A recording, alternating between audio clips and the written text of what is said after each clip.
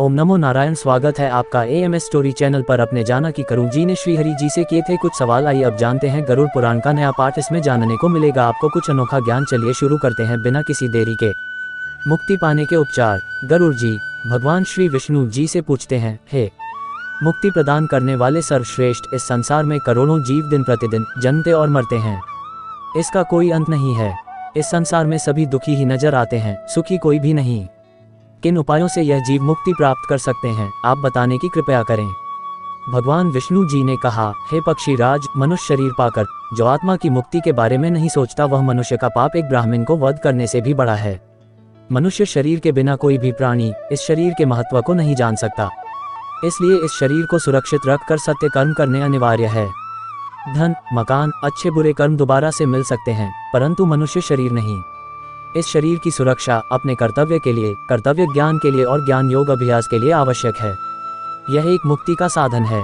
मूर्ख पुरुष के घर में जब आग लग जाती है तो वह कुआं खोदना शुरू करता है। ये संसार दुखों की पिटारी है।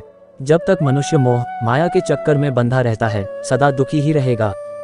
खाना, पीना, सोना, वासनाओं की तृप्ति से सभी प्राणी लिप्त हैं। केवल मनुष्य के पास ही विवेक है। जो विवेक से काम नहीं करता वह जानवर है। इसलिए जब तक मनुष्य का आपस में मोह है, मुक्ति दो नहीं है। मोह करना ही है तो भगवान से मोह करो, जो आपके सब कष्टों को हरने वाला है। भगवान से मोह करने के लिए मन और आंखों की शुद्धता आवश्यक है। काम, क्रोध, लोभ, अहंकार, यह मनुष्य के पतन के पात्र हैं। वेद शास्त्र के पठन से मुक्ति नहीं मिलती जब तक उनका ज्ञान अपने अज्ञान को मिटने में सक्षम नहीं होता। मेरा और मेरा नहीं, ये दो पद हैं।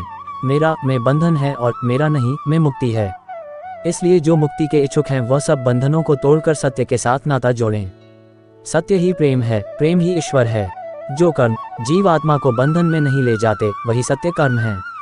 तिल निर्वाण अथवा ब्रह्म की प्राप्ति के लिए मनुष्य जब अपने जीवन के अंतिम चरण में पहुंचता है तो अपनी संसारी इच्छा शक्ति से अलग होकर मन में ये दृढ़ विचार करे, मैं ब्रह्म हूँ, या ओम मंत्र का ध्यान करे। इससे उसके मन की शुद्धि होती है और आध्यात्मिक तेज आता है। जो अपना घर बार छोड़कर अंतिम सांस छोड़ने के अभिप्राय से अयोध्या, आंतिका, मथुरा, काशी, गया, कांची, द्वारिका, ये 7 पवित्र स्थानों पर किसी एक पर प्राण त्यागता है, उसे मोक्ष की प्राप्ति होती है। सत्य असत्य को जानने वाले ज्ञानी, सत्य कर्म धार्मिक वृत्ति, कर्तव्य को पालने वाले और मुझ में श्रद्धा। सत्य असत्य को जानने वाले ज्ञानी, सत्य कर्मी, धार्मिक वृत्ति, कर्तव्य को पालने वाले और मुझ में श्रद्धा रखने वाले सदा मुझे प्रिय लगते हैं। हे पक्षीराज, मैंने सभी सिद्धांत भली प्रकार से आपको कहे, और कुछ जानने की इच्छा हो तो कहो। प्रभु के मुख से यह वचन सुनकर और अपने प्रश्नों के उत्तरों से प्रसन्न गरुड़ ने जगदीश्वर को प्रणाम किया और कहा, प्रभु, आपने अपने मधुर वचनों से मेरा बहुत बड़ा संदेह दूर कर दिया। मेरे मन की मलिनता दूर हो गई। इतना कहकर उन्होंने भगवान विष्णु जी से विदा ली और केशव मुनि के आश्रम में चले गए।